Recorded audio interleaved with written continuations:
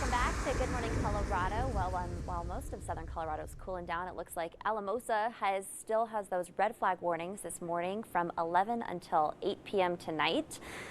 No cloud coverage there so far to start off our day. Time right now 6:40. Let's get a check on the forecast. Here's Marty standing by on our weekend weather and our Mother's Day forecast. An interesting one. Yeah, it's always interesting around here this time of year, it seems. Kind of go from one side of our coverage area to the other. So Kurjan started you off in Alamosa. That's about as far west as we go. About as far east as we go would be Cheyenne Wells. Also have some sunshine. It's everywhere in the middle where the clouds and the cold air have really settled in and gotten comfortable. So a real gray start to the day is seen from Mortgage Solutions Financial. Again, it's a bit breezy outside right now, and that's a cold breeze. And we even have a little snow flying up on the Palmer Divide. Temperatures in most cases are in the 30s and 40s here in eastern Colorado. We do have some 20s and 30s, though, up across the mountains and mountain valleys, where in some cases the sun's going to be out today. And FUTURECAST shows this sort of deck of low clouds just banked up against the mountains this morning and likely staying here for much of the afternoon.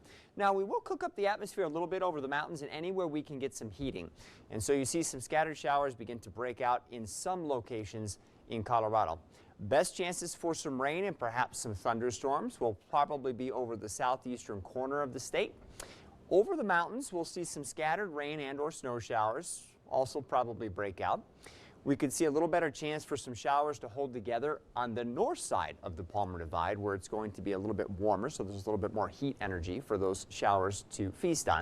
And we may see some of these showers come off the mountains south and west of Pueblo as well. But they're going to be pretty spotty, and for the vast majority of the day for most of you, it's just going to be kind of cloudy and cold. We'll end up in the 40s along the I-25 corridor. We'll likely hit the lower 50s in La Junta, mid to upper 50s to near 60 for Lamar and for Springfield. And that's a good indication for the reason why we think maybe some of the showers and thunderstorms are going to have a better chance to hold together in that part of the state.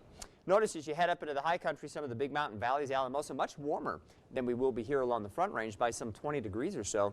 Also a reason why, at least up across the mountains, we may have a better chance for some of those scattered showers a little bit later on this afternoon.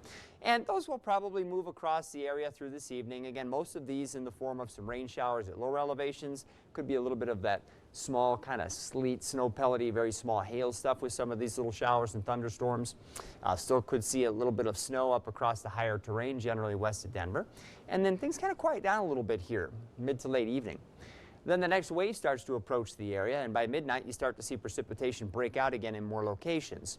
Again, we're talking mostly rain at lower elevations. Some of the rain could come down pretty heavily where you see some of the brighter colors on the map, but you also see some blue mixed in, and so we may get just enough snow on the higher terrain tonight to whiten up some of the cooler surfaces. I don't think we'll have any great impacts to the roadways as it doesn't look to last long enough.